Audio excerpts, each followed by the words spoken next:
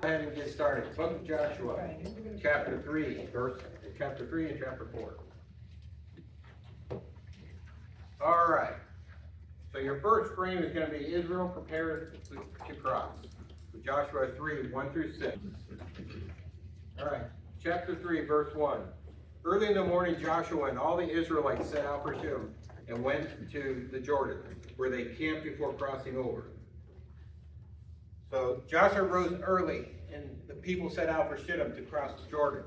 So this is where they're going to get ready to cross the Jordan. So they've been at a campsite. Now they're moving towards the one side of the Jordan. He rose early. How many times do we want to get something accomplished? We get up early and get it accomplished, right? Right. Joshua is showing the same thing here. He's prepared. They're already figured out everything. Remember, they sent the officers around and said, "Get ready, we're leaving in 3 days." Well, he got up early and made sure that everybody's ready to go, and they're heading out. Okay. So faith requires readiness to move when God directs. Israel's movement from Shittim to the Jordan symbolizes leaving behind the wilderness wanderings and preparing to fulfill God's promises. So we need to prepare, and every time that we make it the next step in our life, making a big decision, we need to prepare for it. Jim, and remember, you're talking about a large number of people, and it took time to put them together in their rank and order. Right. Yeah, it wasn't 30 people trying to cross. No. Right. All right, verse 2. After 3 days, the officers went throughout the camp, giving orders to the people.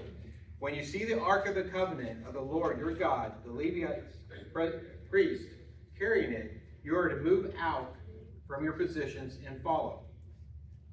So they commanded the people to follow the Ark of the Covenant. Just as Willie was saying, it's a lot of people that they had to get. And then they had to set them in. All right, which tribe's going first? Next.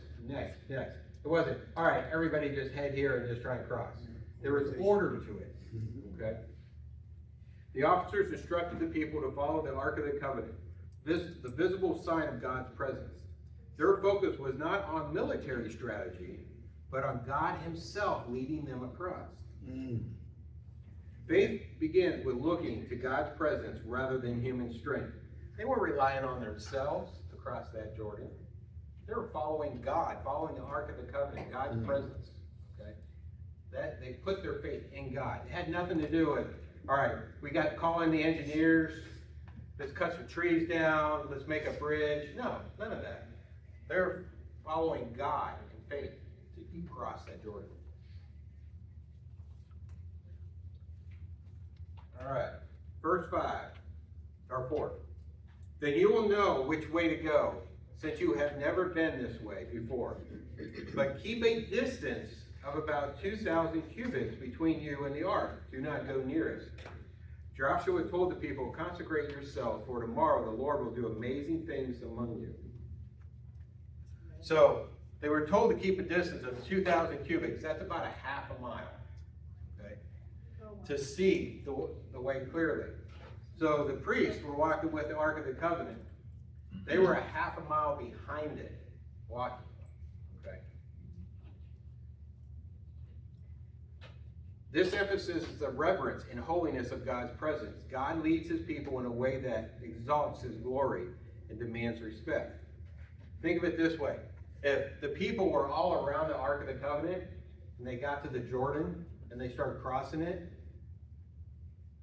people who don't know of God would assume it was the people who made the crossing possible, not the ark.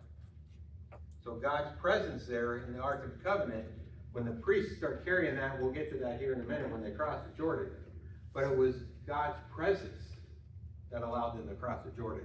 Not all the people following the ark. So they just surrounded the ark. The Canaanites on the other side of the Jordan would have never seen the Ark of the Covenant, God's presence, actually crossing the Jordan. Amen. Verse 6. Joshua said to the priests, take up the Ark of the Covenant and pass on ahead of the people. So they took it up and went ahead of them. So Joshua told the priests to take up the ark and go before the people. Again, sending God first. Okay? Joshua's command to the priests to carry the ark shows that spiritual leadership must guide God's people. The priest's obedience set an example for the nation. Victory begins with God's presence going before his people. So, without God going ahead of us, we're gonna come across some really serious roadblocks. You send God before you, he's gonna clear the way. Okay. Again, if we go back to last week, God told him, you don't have to do anything. I'm gonna go there and clear all these Canaanites away from the land. It's going to be yours. However, the 12 spies initially, when they went for Moses, didn't believe that. They came back and had doubt. So they had to wander the wilderness for 40 years. And now God is taking them in, but they're going to have to use military conquest, following God's rule, God's leadership into the conquest. And we'll get to that next week when they don't follow. They take it upon themselves to do military conquest. All right. Joshua's leadership and God's assurance. Joshua 3, 7 through 11. Chapter 3, verse 7. And the Lord said to Joshua, today I will begin to exalt you in the eyes of all Israel, so that they may know that I am with you as I was with Moses. So the Lord promised to exalt Joshua before Israel. He told them, don't worry about it. I'm going to make you the same as I made Moses in their eyes. I'm going to exalt you. They're going to understand your directions are coming from me. Okay? God wanted to make sure that all of Israel knew that Joshua was his appointed leader of Israel. Okay? Verse 8. Tell the priests who carry the Ark of the Covenant, when you reach the edge of the Jordan waters, go and stand in the river. So God commanded the priests to stand in the Jordan. So the priests were commanded to stand in the Jordan, a dangerous and impossible act without God's intervention. Their faith would trigger a miracle. Obedience often requires stepping into difficulty before God's power is revealed. A lot of times, God asks us to do something. We got to step out in faith. We may not think it's going to work, but if God told us to do it, it's going to work. Okay? Right. Yes, ma'am. And plus the difference between how God commanded them and how God commanded Moses. They had to step in it. Moses just stood with what he had. Exactly. Yeah, we'll get to that when they actually step into that. That's a good point. When God commanded them, you're going to go into the Jordan, you're going to step into the Jordan. One thing he did tell them was how they were going to do it. He just told them, you're going to walk into the Jordan. He didn't tell them, when you walk into the Jordan, I'm going to make it dry. You're going to step on dry land. He just told them to do it. Right. So that takes a lot of faith in knowing that, one, see at this time, the Jordan, it was harvest time, and we'll get to this in a little bit, but at harvest time, the Jordan overflows its banks. So if it wasn't harvest time and it was the opposite time of the year, crossing the Jordan wouldn't be that difficult. I mean, it's about 8 to 10 feet deep outside of harvest time. Inside of harvest time, the water is rushing very fast. It actually expands the size because it flows over the riverbanks. And it's about 30 to 35 feet deep in the Jordan during harvest time. So, telling them to just go stand in the Jordan, they're going, okay, God, we're going to drown, but okay. So, he didn't tell them how they were going to do it, he just told them they were going to do it. He sent the priest to the covenant back before them. He did, he said that, yes. So when he stepped in the water, that's when it started to. To dry, yep, we're getting to that. Point 3, verse 9. Joshua said to the Israelites, come here and listen to the words of the Lord your God. So Joshua declared that the living God was among them. Joshua reminded Israel that the living God was with them at all times. Unlike the lifeless idols of Canaan, The God of Israel was active and powerful.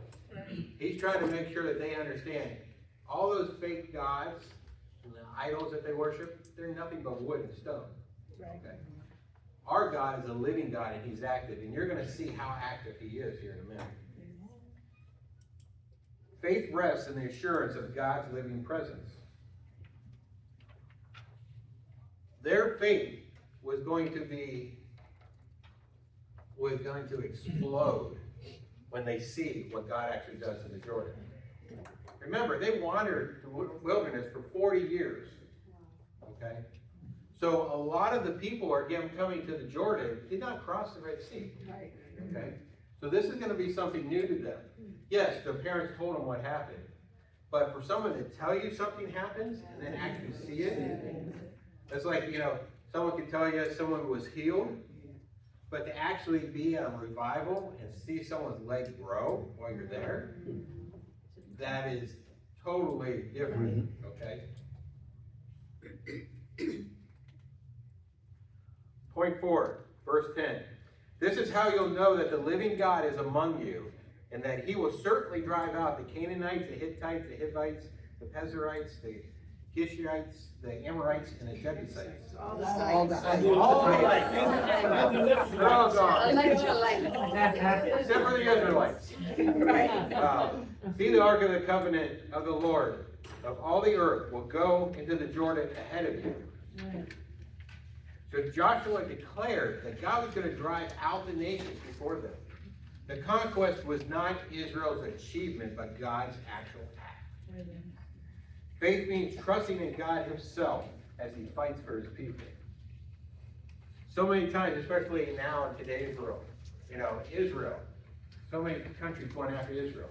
However, they all failed. Israel stands strong. Even today. Okay? God's chosen people. The word God chosen. Okay. And when we look at the number of ites that he talked about, there's actually 7 of them listed. Okay? 7 in the Bible is a symbol of fullness. So just if an ite wasn't mentioned in there, it doesn't mean that God wasn't going to drive them out. By mentioning 7 of these tribes, it meant the fullness of God's power. He was going to wipe them all out. Okay? So, the priests step into the Jordan, Joshua 3, 12 through 15. Verse 12. Now then, choose 12 men from the tribes of Israel, 1 from each tribe. So 12 men were chosen, 1 for each tribe. They're doing this symbolically. Okay? So, 1 person represents each tribe, showing that every one of the 12 tribes is actually going to be represented. Okay? It wasn't two people from Reuben and then no one from Dan. There was 1 person from each tribe. So selecting 1 man from each tribe assured unity. So even like Reuben that was staying on the other side of the Jordan, there was still someone from Reuben's tribe picking up a stone. Okay? So they had unity. All of Israel would share in the memorial of God's mighty work. God's miracles are for the whole community and not individuals. When God does something magnificent, it isn't just for 1 person. It's for all of us. Okay. All right. Verse 13. And as soon as the priests who were carrying the ark of the Lord of all the earth, set foot in the Jordan, its water stopped flowing downstream. Water flowing downstream would be cut off and stand up in the heat. So when the people broke camp to cross the Jordan, the priests carrying the Ark of the Covenant went ahead of them. The priests carrying the Ark went ahead of the people. And as soon as they stepped in the Jordan, the water stopped. Wow. They had to physically make that step into the Jordan for the water to stop. They didn't step on they weren't on the banks before they got to where it was overflowing and said, okay, God, as soon as you stop the water, we'll walk out there. No. They actually stepped into the water, and as soon as they stepped on the edge, boom, the water stopped. If you go back to when Moses parted the Red Sea, they didn't step in the water. He just put his put his staff out, and the water parted. The priest had to do something. They had to step in faith into that water for it to stop. When you say priest, this remind me how, why it's good to have a priest in the home. Because the thing is, this day, we know we have a lot of home without a father. And people take that lightly, but it's very important for a home to have a priest in the home. And that's gonna be different, because, just saying this, how God used the priest to do such great miracles, is the same way when we see like a home have a priest in that home. Because sometimes the priest may be there, maybe at the house, but he's not, he may be there just physically, but spiritually he's not there. So that's why it's important for a home to have a priest in there. Yeah. And who know who he is in the Lord, not just a body who's just there just to be. Yeah, the Bible says the father, the husband, is to lead the family spiritually. Yeah. And you can see throughout the whole Bible how God used the father. Right. And another thing to look at with the culture or with the people and Moses, the people had fear because they had an enemy behind them. And they had to hurry up and rush across. This here is going freely and calmly with the people. Yeah, when they crossed the Red Sea, they had the Egyptian army coming up from behind them. They had great land on the one side. They didn't have to cross. Reuben had his land. There was land on the one side, but in faith, they stepped across to go to the promised land. All right, verse 15. Now the Jordan is at its flood stage, all during harvest. Yet as soon as the priests who carried the ark reached the Jordan and their feet touched the water's edge, the priest stepped into the edge of the water. And the Jordan was overflowing at its banks during harvest time. So the Jordan was at the flood stage, humanly impossible to cross. God often chooses the most impossible moments to display his glory. When we are at our weakest, he shows his greatest strength. So, just the fact that you would never want to cross the Jordan during harvest time because of overflowing. Because it basically, the water's rushing so fast, you would drown. And again, as soon as the priest stepped into the edge of the water stopped. The priest stepped into the water was a moment of faith. Their obedience activated God's miracle. Faith requires stepping forward before the waters were parted. I pulled this up about the Jordan and its overflowing. So, although the harvest in many parts of the world occurs in autumn, Israel's harvest is actually in the spring because of the wet season occurs in the wintertime. Since winter is warm enough for crops to grow, the harvest can be obtained in spring. By contrast, the summer is hot and dry, making it difficult to grow crops. But in early spring, the temperatures rise, creating a snow melt on Hermon Range, from which the Jordan flows down to the Red Sea. This, along with the late rains in March and early April, result in flooding of the Jordan described here. For much of the year, the Jordan is actually not a great barrier because of its fords. But in this short period, it is difficult to cross, and aside from the flooding, is this important information. It links well with the mention of the flax drying on Rahab's roof. Remember, on the roof, the flax are drying, and that's where she hid the spies underneath? It would start that because it's harvest time, okay?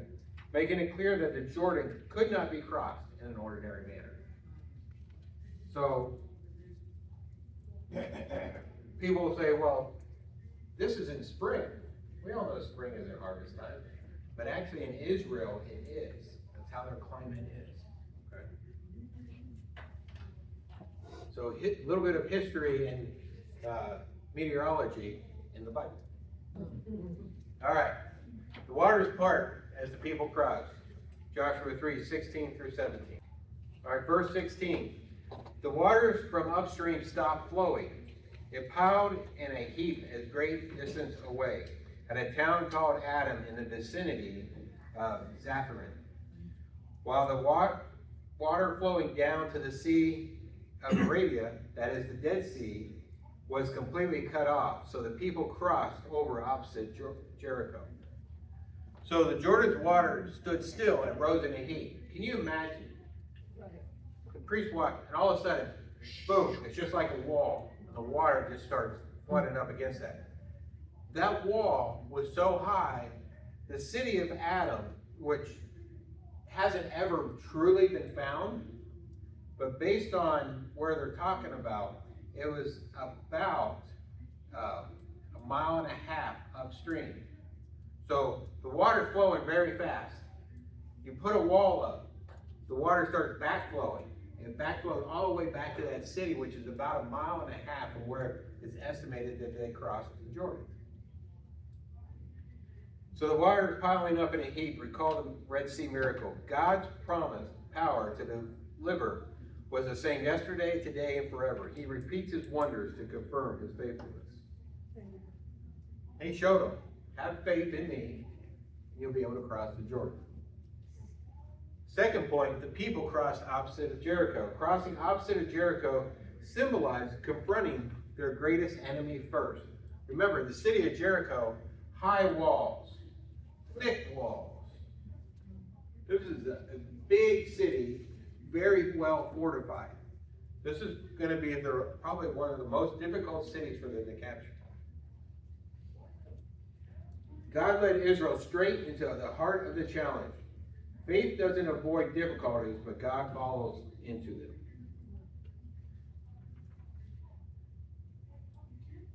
All right. Point 3, verse 17. The priest who carried the Ark of the Covenant of the Lord stopped in the middle of the Jordan, stood on dry ground. Now this is dry ground, guys.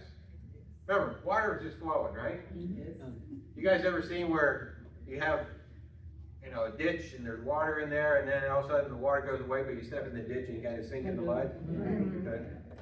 They weren't sinking. This is dry land. There's physically no water, no mud. It was dry. Okay. That's a miracle right there. While all Israel passed by until the whole nation was completed the crossing on dry land. So the priest stood on dry ground in the riverbed. They were holding the ark and holding their ground as all passed safely. God's presence sustained his people in the midst of obstacles. And think about this. The Ark of the Covenant wasn't just a little thing. It wasn't just like this, right? You had your poles and big old box, had the 10 Commandments in there, which were stone. It was heavy, okay? These guys are standing there while millions of people are walking by them, okay? They're standing there and holding it, and everybody's walking by and they're holding it. I'm sure a few priests are looking. There's more back there. So they're holding the Ark of the Covenant as everybody's walking by them. So think about the size of the dry land. It wasn't just a little angle right here. I mean, it had to be, half a mile wide for all those people to be able to cross in that amount of time. It wasn't like there was single file going down the hallway. Right. It had to be a wide span that they were being able to cross there.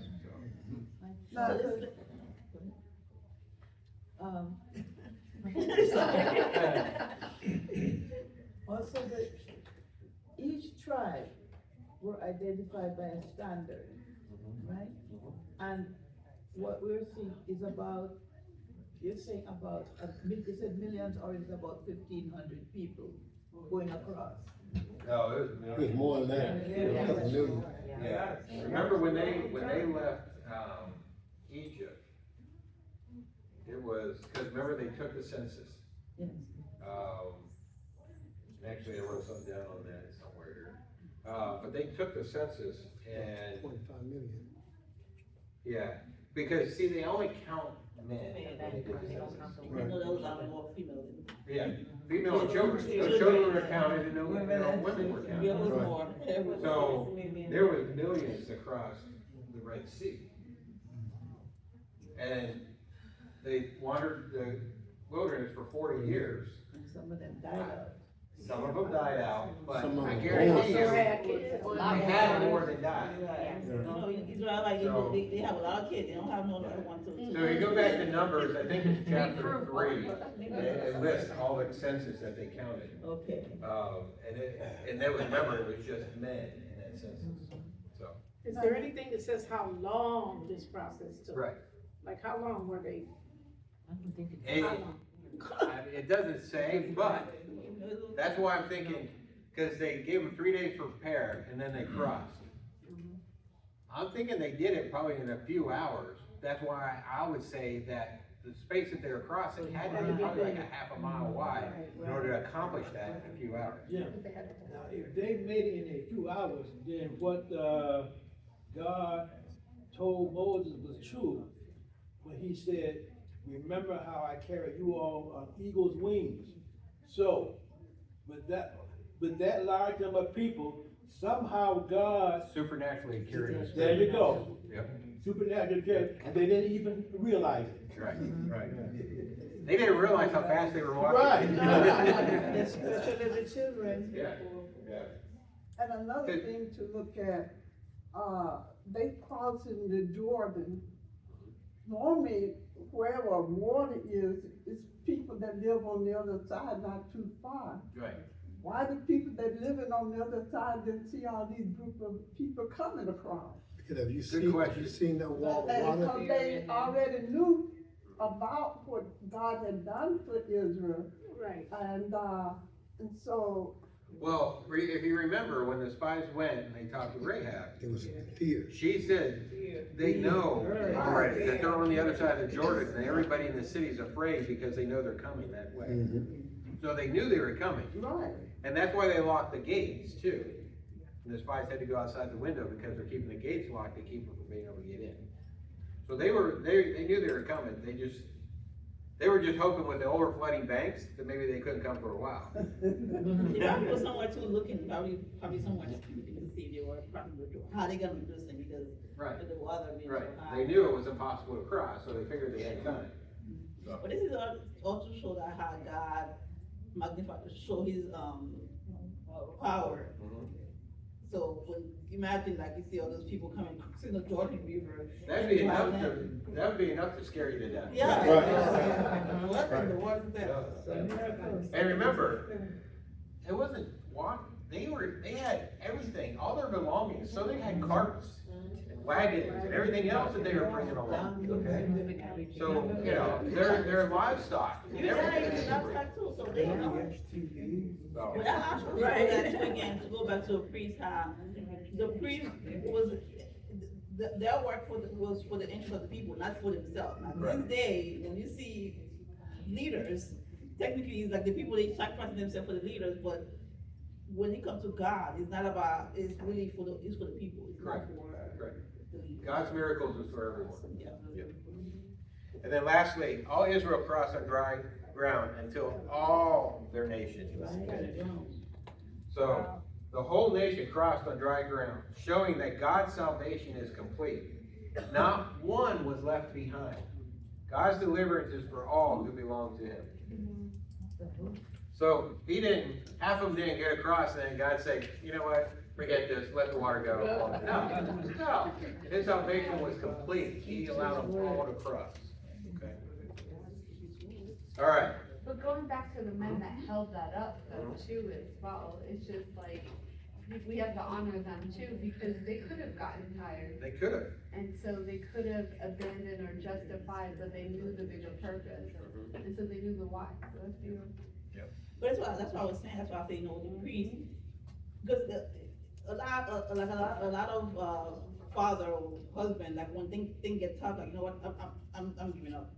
Like you just said, they just like, they don't see the purpose, they forget about the purpose, they forget about everything, they just see self.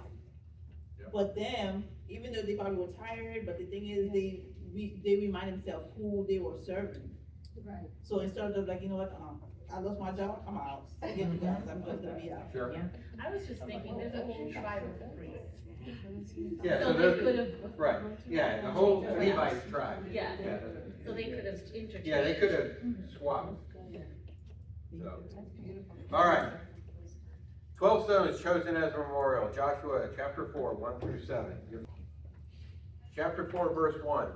Then the whole nation had finished, when the whole nation had finished crossing the Jordan, the Lord said to Joshua, choose 12 men from among the people, one from each tribe, and tell them to take up 12 stones from the middle of the Jordan, from right where the priests are standing, and carry them over with you, and put them down at a place where you stay tonight.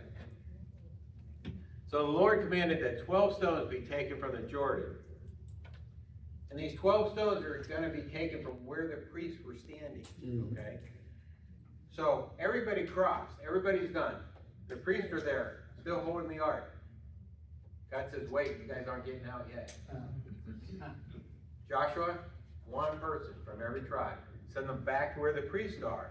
Get a stone from where they're standing and bring it out.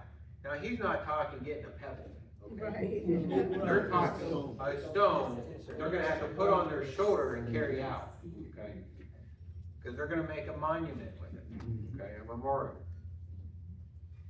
Each tribe was represented by one man, and the stones were to be carried to their campsite on the other side of the Jordan. So they weren't just gonna carry it once they got out of the Jordan and put it down. No, they were gonna carry it until they stopped to rest for that night. So God commanded a memorial to be built to remember his mighty work.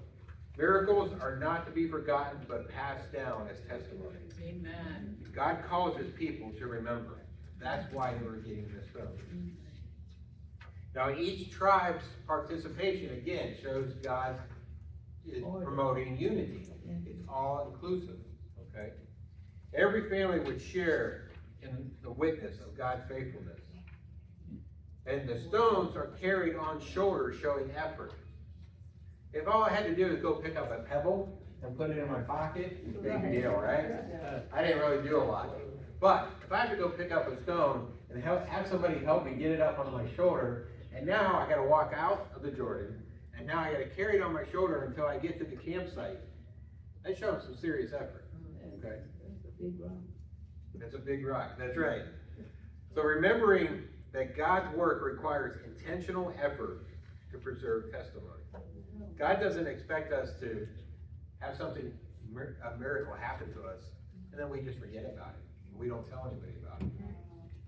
God's miracles is what helps lead people to Christ, okay?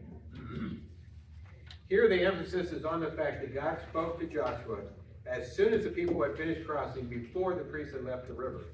Indeed, the priests were left standing there until, verse 11, chapter 4. Joshua told the 12 men, one per tribe, to tell them to take 12 stones from the middle of the Jordan. Verse 4. So Joshua called together the 12 men he had appointed from the Israelites, one from each tribe. And he said to them, go over before the ark of the Lord your God into the middle of the Jordan. Each of you is to take up a stone on his shoulder, according to the number of tribes of Israelites, to serve as a sign among you. In the future, when your children ask you, what do these stones mean? Tell them that the flow of the Jordan was cut off before the ark of the covenant of the Lord. When it crossed the Jordan, the waters of the Jordan were cut off. The stones are to be a memorial to the people of Israel forever. So this would be a sign for future generations. It'd be something to show people of God's miracle. Okay. And again, the function that they had to put it on their shoulder was Joshua telling them, don't get a pebble, get a stone.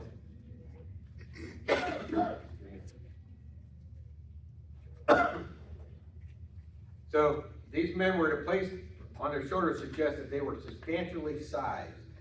More than this, the text emphasizes that these 12 men and stones matched the tribes of Israel. Yeah. Now I'm thinking, now although they, those 12 men carried it back to their campsite, isn't it possible that they use their livestock, like an oxen, or something like that, put it on a cart, and carry it to the, thing. Joshua actually tells them. Carry it on the shoulder. He commands to take the He stone. said, put it on your shoulder Right. when you pick it up, Right. and walk out.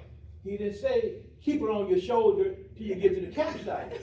So it's possible that they could have used their oxen on the cart and stuff to carry that joker. It's That's possible. They could have. I think it's very possible. Ask Jesus when you're in heaven. We weren't there. They could have, but all we know is Joshua told them when they carried it out, that they had to put it on the And shoulder. they did, and they did. And the reason Joshua mentioned that to them was to make sure that they were getting a good sized stone. Sizable stones, right. You know, don't go and grab it, what you can put in your hand. I want you to Right. have to put it on your A shoulder. boulder, Right, a boulder, to get it out. They are heavy. All right. So the stone set in Jordan and Israel crosses. Now, if you notice, here's something with chapter 3 and 4, especially 4. It goes back and forth, okay? So it'll mention something ahead, and then it'll mention something from before. Because it's, right, again, we're gonna talk about Israel crossing, and we already had all of Israel cross. They sent the men to get the stones, okay? All right, verse 8. So the Israelites did as Joshua commanded them. They took the 12 stones from the middle of the Jordan, according to the number of tribes of Israel. As the Lord had told Joshua, they carried them over with them to their camp, where they put them down.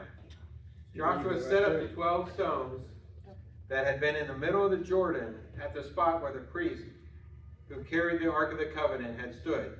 They are there to this day. So Joshua sets 12 stones where the priest stood also, okay? So verse 9, where Joshua went out and he set up 12 stones right where the priests were standing in the Jordan, okay? And if we go to verse 8, Willie, it actually says that they carried them to their campsite.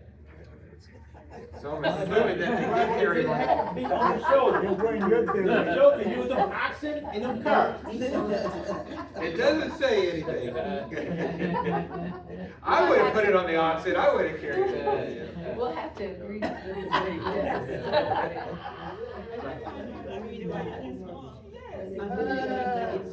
He didn't say choose, Correct, Yeah. One set was in the middle of the Jordan and the other set Correct. went to the camp. Correct. Daisy just mentioned it, and it's something you guys wanna make sure, it is 2 sets of 12 stones. Yeah. Joshua put 12 stones in the middle of the Jordan, one from each tribe carried 12 stones to the campsite.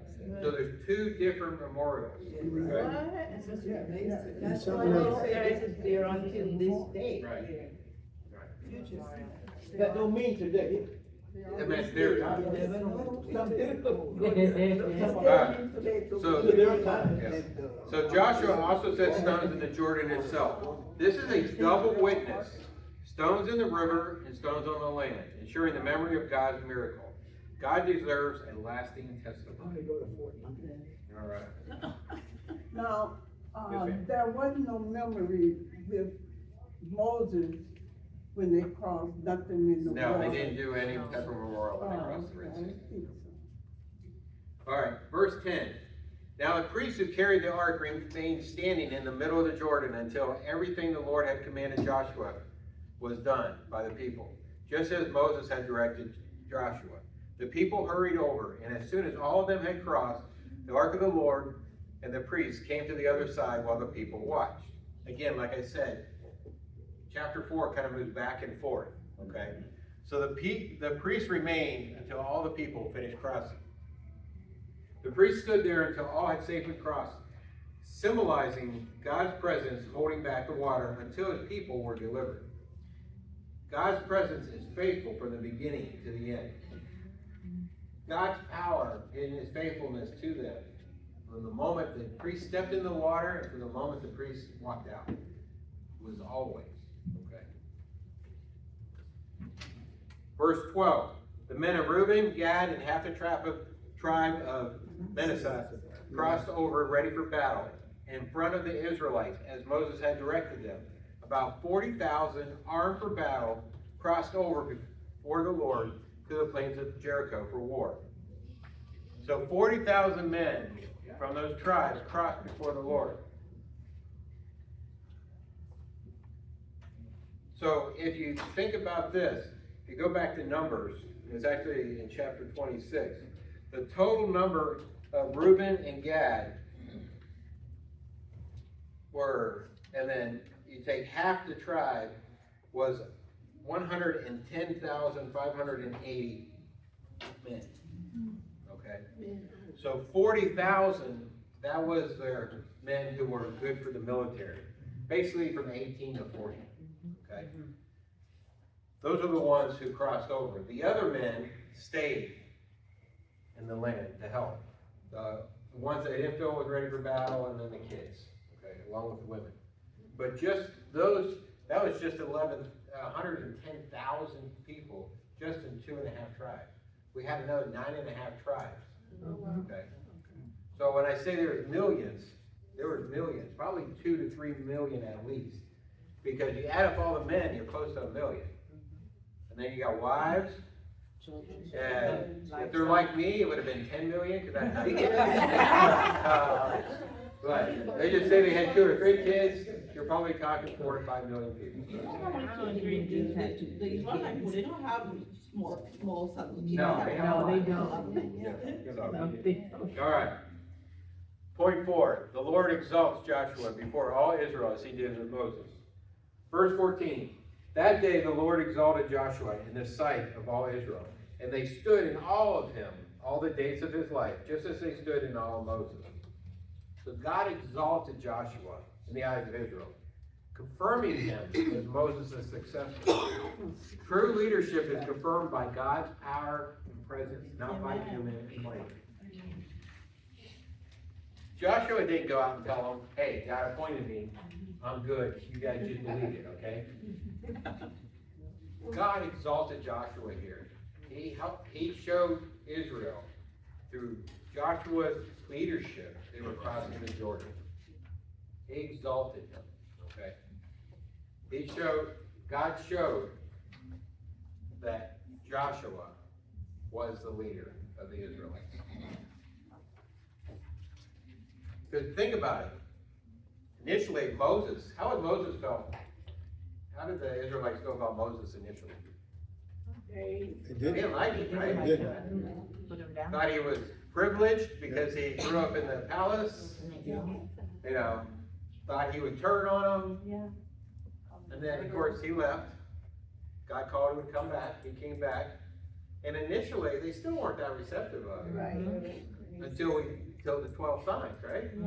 Or the 10 signs, where he, first thing, blood to water, and then the snakes and the staff, and if it wasn't for Aaron, and that's the big thing too. Moses had Aaron, okay? Moses, believe it or not, had a speech problem. Okay. Aaron spoke for Moses, okay? And remember, they actually helped hold his hands up too, right? That's right. Joshua, again, he was being exalted just as Moses was. I guarantee you, Joshua, being Moses' assistant, really helped him to step into that position of new leadership.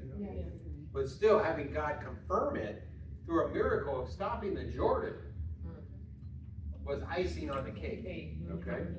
In reading the book of Joshua, you notice the difference between the first group and the second group. First group did a lot of complaining. They did. And the second group didn't. No. 40 years of wilderness got rid of the complaint. There you go. We Right. Yes, ma'am. Because the thing is, in the Old Testament where it shows that Moses has like a speech issue, of course, but in the book of Acts where they talk about Moses, where that's kind of like for the question mark for me, where it says like 7:22 would say, and Moses was learned in all wisdom and Egyptian and was mighty in word and deed. So So, Moses was very smart. I guess, He had an Egyptian upbringing, he had education that most people wouldn't have. yeah, I guess because of the word, because the way you say a mighty word, that kind of like, what is even mighty in word? He was not mighty in word though. Is it because maybe he probably was, Because he the knew the word. word was so he gave to Aaron, I'm Correct, guessing, okay, correct, okay, yeah. all right, that makes sense now. He was just making excuses. Yeah, he did not wanna go. He was like, All right, the priests exit and the waters return, Joshua 4:15 through 18. All right, verse 15, then the Lord said to Joshua, command the priests carrying the ark of the covenant of the law to come up out of the Jordan. The Lord commanded the priests to come out of the Jordan. The priests stayed in the Jordan until God commanded them to leave. And he said, up out of, so it must have been deep. What's that? Yeah, right, yeah, because, exactly, Daisy said it must have been deep because he told them to come out of. So if you think of a river, it always kind of dips down and then comes back up, and that's because of water. The water moves the ground and digs. So, it's like the Grand Canyon. The Grand Canyon used to be a big river. Water created that. So the priests left the Jordan only at God's command. Obedience was required not to just enter, but also to exit. God directs every step of deliverance. God doesn't just tell us to make that first step and then say, okay, you're on your own. He's there faithful all the way to the end. Okay. Verse 17. So Joshua commanded the priests, come up out of the Jordan. And the priests came up out of the river, carrying the ark of the covenant of the Lord. No sooner had they set their feet on the dry ground than that the waters of the Jordan returned to their place and ran at flood stage as before. Wow. So when they stepped out, the water returned to their place. I mean, all of a sudden, now the people that lived in that city of Adam, they were probably ecstatic at this point because the water just flooded in, and all of a sudden, boom, the water goes out. And the Jordan, just think of the power of that water going down the Jordan to the Red Sea. I mean, the flow of everything being held back and then released. Okay. So as soon as the priest stepped out, the miracle ended. God's timing was precise. He controlled the beginning and the end of every act of salvation. So, third, when the river returned, the flood stage as before showed the miracle was supernatural and not a consequence. God's work was undeniable. There has been times, and this is why I mentioned dry land. There has been times when there's been earthquakes up in the northern part of the Jordan, which actually caused the water to stop flowing. But it wasn't dry land. Right. It was still wet and muddy. But there have been earthquakes on the north part of the Jordan that's actually caused the Jordan to stop flowing. So if someone says, well, I've heard that an earthquake has stopped it, and that's actually legitimate, it's actually been documented, you just tell them, yeah, but the Bible says dry land. You tell me how long it takes something that's been soaked forever to dry out. Right. This literally happened like that. Hey Jim, remember a couple years ago, I don't remember what hurricane it was. Oh, They yeah. showed it on the news, all the water went out, way out. Like I in mean, Tampa. Well, in Hurricane Donna, Bay. which was the year I was born, so I didn't actually see it, but there are actually pictures of Hurricane Donna. You look at the Caloosahatchee River, there is no water there. It pulled all the water out of the river. And then I let you know, when it came back, it probably came back very quick. But there was literally mud and muck. All the water was pulled out. So. All right. And God's control over nature was once again demonstrated. Again, like I mentioned, there's been an earthquake in the northern part of the Jordan, which has stopped the water from flowing. But it wasn't dry land. God stopped it. Okay. It didn't matter that it was at flood stage. It didn't matter it was overflowing. God did it. Okay. His control over nature. I mean, so many times in the Bible, God's control over nature happened. I sometimes think that the nation Israel have seen more miracle from God than any nation. Yo, yeah. But they mark his miracles. That's why we're talking about it. All right, stone set at Gilgal in God's promise, or God's purpose. Joshua 4:19 through 24. All right, verse 19. On the 10th day of the first month, when the people went up from the Jordan and camped at Gilgal on the eastern border of Jericho. So Israel camped at Gilgal on the 10th day of the first month. Does that ring a bell? Passover. Okay? It's Passover. So Israel camped at Gilgal, making a new beginning in the land. This is a sacred moment, showing God's faithfulness in bringing his people across. Passover is the first month, the 10th day. They cross over on Passover. Okay. The significance of that day. All right. So, the day of preparation for Passover in which the lamb would be selected. The consequence of this is Israel's immediate experience would be noted when we get to chapter 5. But here it's important to note a further parallel to the Exodus.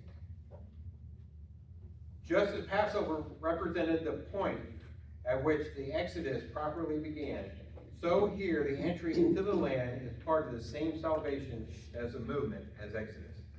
So if we go back to Exodus, where they did the Passover, that was the start of their leaving Egypt to head to the promised land. Now, of course, they made mistakes, had to wander for 40 years. So again, Passover is their next step going in to receive the land. And Gilgal is the eastern limit of Jericho. So it's right at the bank of the Jordan. Somebody asked about all the people who seen them coming. Well, the city of Gilgal is where they ended up overtaking. So, all right, verse 20. And Joshua set up at Gilgal the 12 stones that had been taken out of the Jordan. So at this point, those 12 stones that was brought out, they were set up as a monument, a memorial in Gilgal at this point. The stones of Gilgal became a permanent testimony. Every time Israel returned, they would be reminded of God's saving power.